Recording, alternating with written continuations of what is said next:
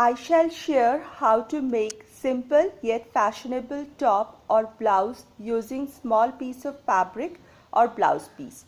This sew project is perfect for beginners as the blouse top is cut and stitched in few easy steps. So I'm starting my loose short top using this piece of fabric that I had in my stash. This is actually a blouse piece that comes with sari. It's a silk blouse piece.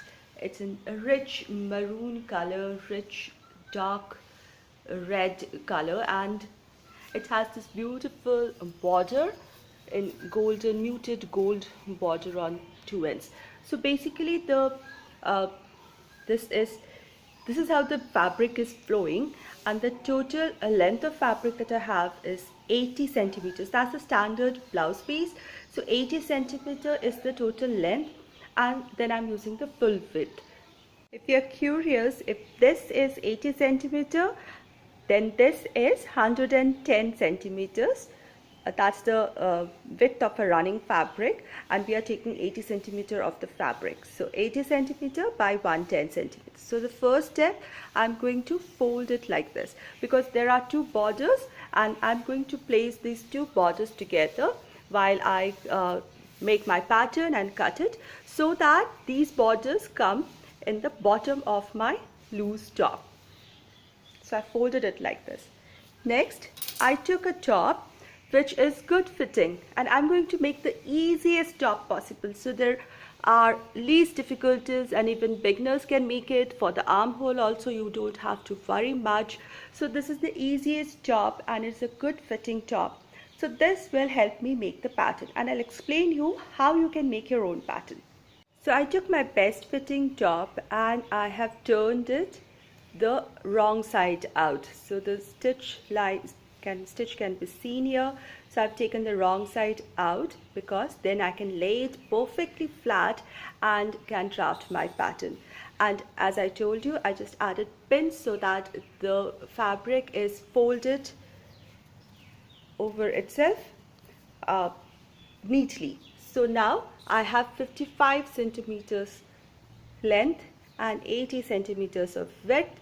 Now 55 centimeters will be the length of my top. So you can vary the length of your top as per your requirement. You can make a short top, or you can make a longer top, or go with this height if it suits you. So after you fold it like this, this will become the length of the top or the shirt. Now this is my top. So this is where the armhole is coming, and the armhole, as I told you, it's going to be a really loose fitting dress, so it's not going to hug the body line. So this opening that I've kept is 8 inches. So from the opening is 8 inches here. Just below it is the armhole. So armhole to armhole, this is the total width of the body, the minimum width of the body. So it should be such that one can easily wear and take off the top. So this I measured by checking the bust circumference. So that's the largest circumference, and if you're making it for a young girl, take the circumference just below the armhole of the body. So that will give the maximum circumference or the width of the body or the bust circumference, so that one gets the maximum width, beyond which we need to put allowance for wearing as well as seam allowance.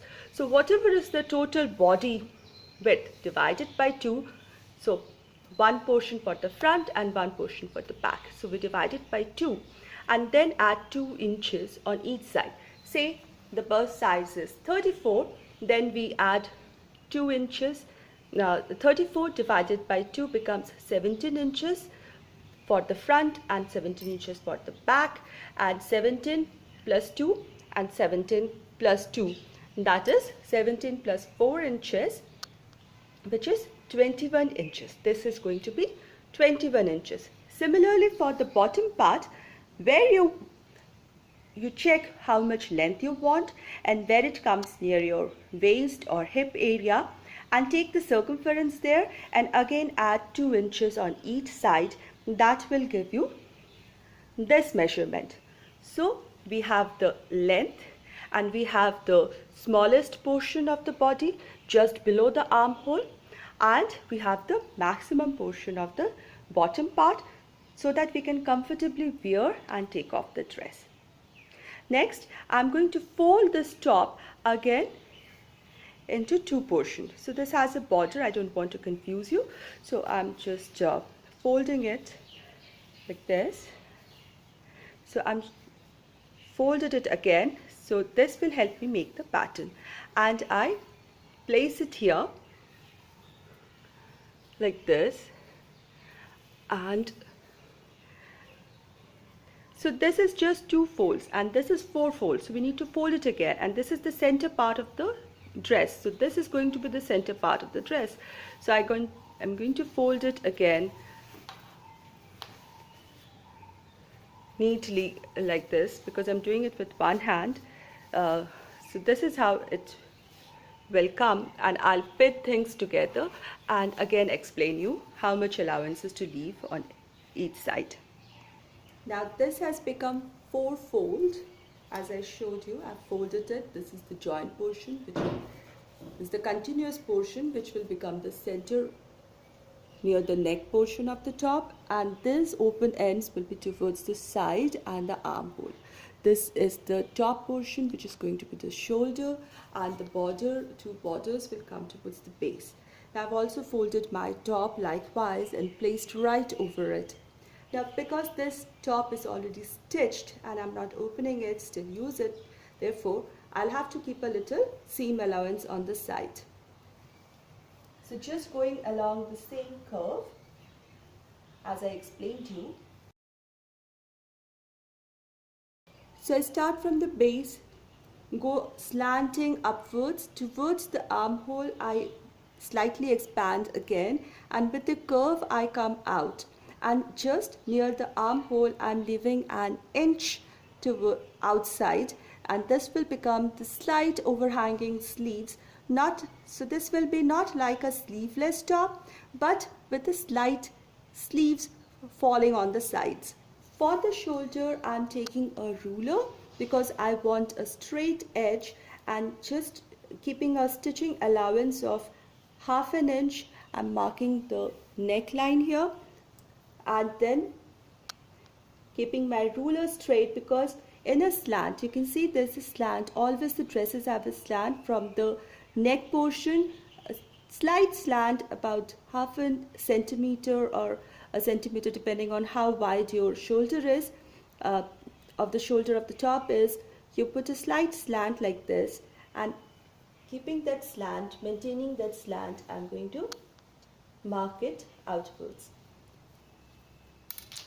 Again, I've kept some seam allowance here for stitching.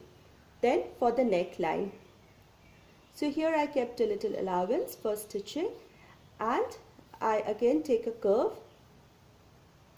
and it goes just flat here so that it's a curve. So if you have those curved rulers, you can use that, or you can I just freehand and go about an inch down straight and then put a curve and 1/2 inch straight. That gives me a very good round neck. Now this neck, if I keep it for the back as well as front, so this is 4 inches in front and 4 inches in back, that helps me get in and out of the top without needing any buttons. But if you want to add buttons, you can do that, or if you want a deeper neckline, you can do that as well, or if you want to make a smaller neckline at the back side and a deeper one in the front, or a smaller neckline in the front with the buttons open so that you can go in and out, you can even do that. Or you can keep both of them 4 inches deep so that even without buttons you can move in and out of the top. And next I'm going to cut this whole thing out, and I'll have 2 pieces, front and back.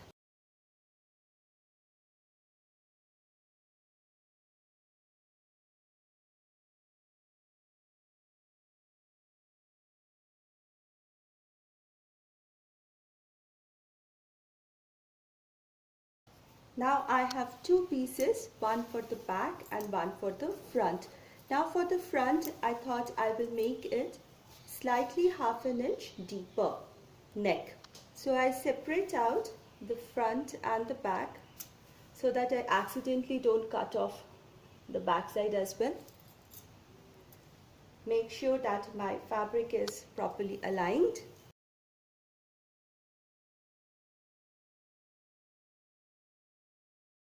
I mark here half an inch and then again go along the same curve, 1 inch straight down from the top, a slight curve and just half an inch straight. So I'll cut this out for a slightly deeper front neck. Now first I will try to finish my neckline both front and back before I stitch the sides and the shoulder. So for finishing this neckline, which is in a curve, I cannot use a straight piece of fabric and I cannot fold it neatly. I need a piping or a bias strip here. So I'm taking a piece of fabric, preferably take a fabric, the same fabric, but this is silk, and so I thought I'll take a cotton fabric for giving a bias strip piping here.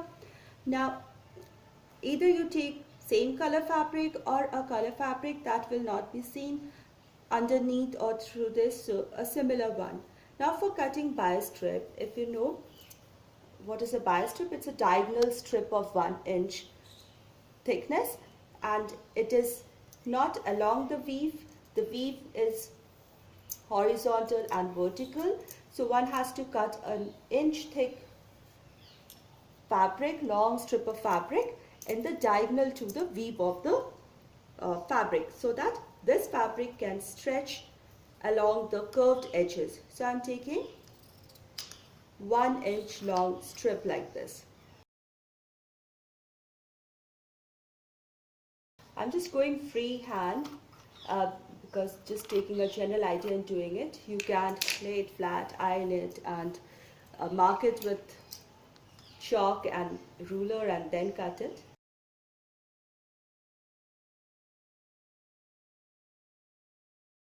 I think this much should be sufficient for the front and the back. Now I'll show how to attach them.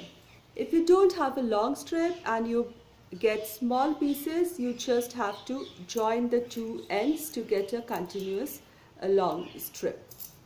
Now this is the front portion of my top and this is my strip. So I'm going to place it. I need a lot of pins here, or if you are comfortable with stitching, you can just go ahead and straight ahead do it. So I'm going to take this to the sewing machine and I'm just on the facing or the front or the right side of the fabric, I'm attaching flush to the margin of the neck this bias strip and I'll go and stitch it. So here if I go on the front portion, this is my strip and I'll stitch along this portion, say about line, continuous stitch line like this, about a centimeter from the edge. Now I went ahead and stitched about 1 centimeter from the margin and I just went along the curve of the neck, and because it's a bias strip, a diagonal, it can curve along very well, but it's still standing. As you see, to make it more eased, I'm going to make some diagonal cuts, diagonal to the stitch line. So I'm cutting say about 1.5 inches just away at interval of 1.5 inches or 1 inch depending on how the curve is, and I'm going just till the stitch line. And I'm going to make these cuts all along. So I started from the shoulder and made these cuts towards the midline.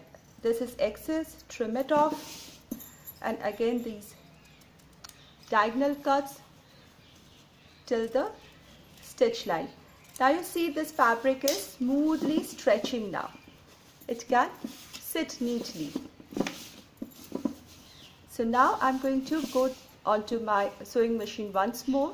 You can see this. I'm going to fold this fabric over this portion, fold it over like this, and I'm going to stitch very close to this edge over the bias strip, not on my facing fabric. I don't want any extra stitch lines seen on my fabric. So I'm going to closely put a stitch here over the bias strip, holding all these three fabrics together, and I'll do it while I stretch this fabric so that these cuts help the fabric to stretch easily. So here is how it is. I have already stitched the other piece to show you the three pieces are together, neatly stretched, and the stitch line is very close to the edge. Now after I have done this step, I can fold the bias strip and hold these loose edges of the open edges of the fabrics together like this and fold it over again. So double fold, and I can do a hem on this line. A hand stitched or hand hem will look very neat, but definitely one can machine stitch also. So this will finish off the neckline neatly. Now I did a hand hem on my neckline, and I have a very neat neckline here. I prefer hand hem because you can hardly see the threads, but you can do a machine stitch with the same color, and it will just be a single line. So next thing that I did was I placed the wrong sides out, so the right sides facing each other, put the two pieces one on top of the other, and after the neck is done, I did the shoulder. So 1 centimeter or half an inch of seam allowance on the shoulder, and I stitched it. Now there are frayed edges on this side. This needs to be taken care of, or it might just keep on, the threads might just keep on coming out. So for that, what I did is I laid this loose end flat. So this is the loose end. This is the loose end, frayed end, and I'm going to lay it flat, and I'm going to do a top stitch over this, and for this I used a zigzag stitch here. I'm showing this side because I used a different color so that you can appreciate the frayed edge lying flat towards the front side, and I did a top stitch in zigzag pattern, or you can just do a top straight stitch a little, say about half a centimeter on parallel to the original stitch line so that it holds them together, or you can just fold that portion, tuck it in like a hem, and then do a top stitch. So I have a neat shoulder. So I've done one shoulder, and I'll go ahead and do the other shoulder as well. So once the shoulder is done, then this is the straight edge of the arms. This is the armhole on both the sides. This is how it was when it was folded, with the neckline here and the armhole here and the arms. So when I open it, it's going to be one straight edge.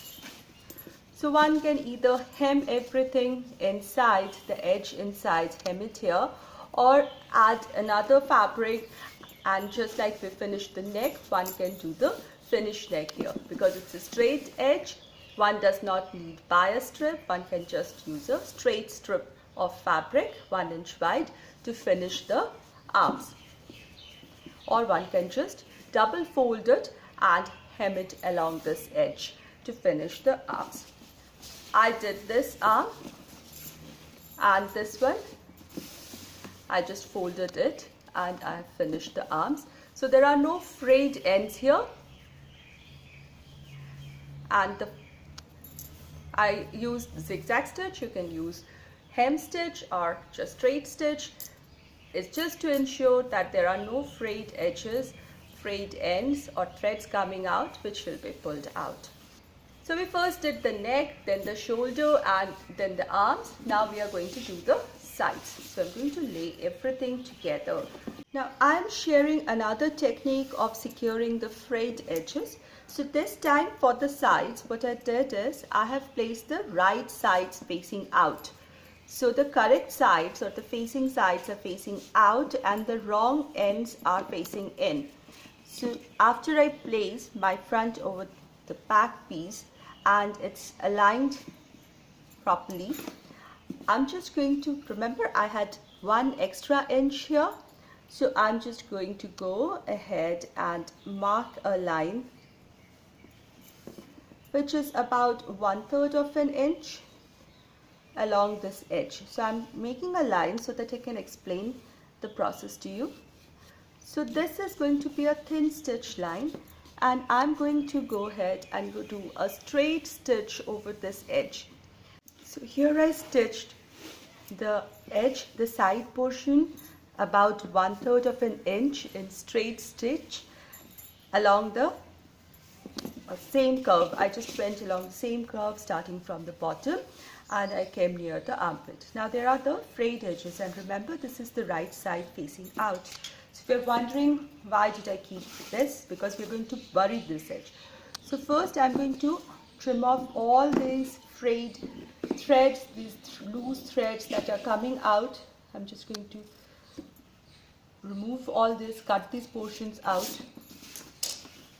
And once this is done, just the way we did the neckline and these curved edges along the curves, I'm going to make this snips in diagonal to the edge, snips going diagonal to the edge just till the stitch line. So more dense, more frequently placed necks near more curves, and as we go towards more straighter edge, I can put this necks a little at a distance. So like this. So now once I have made all the necks, this portion can be straightened. So there will be no tension. There will be no tension when I stitch it or when I wear this dress. Now this is the right side facing me. Now I'm going to turn it inside out so that I have the wrong side of my blouse or top facing me, and then this is the edge that I had stitched and made the necks here just now, and remember I just did 1/3 of that. So now I'm going to put them, press these edges together till the stitch line meet. Maybe iron it if you feel like, and then now I'll go 1/2 an inch, little more than 1/3, because I want to bury this frayed or open edge inside. So I'm going to stitch about 1/2 an inch inside. So I'm going to stitch all along this line, and because I have put the necks, it's going to go very smoothly and go till the armhole, and this will finish this edge. So I've done it here. You see here I have stitched burying the open edges inside.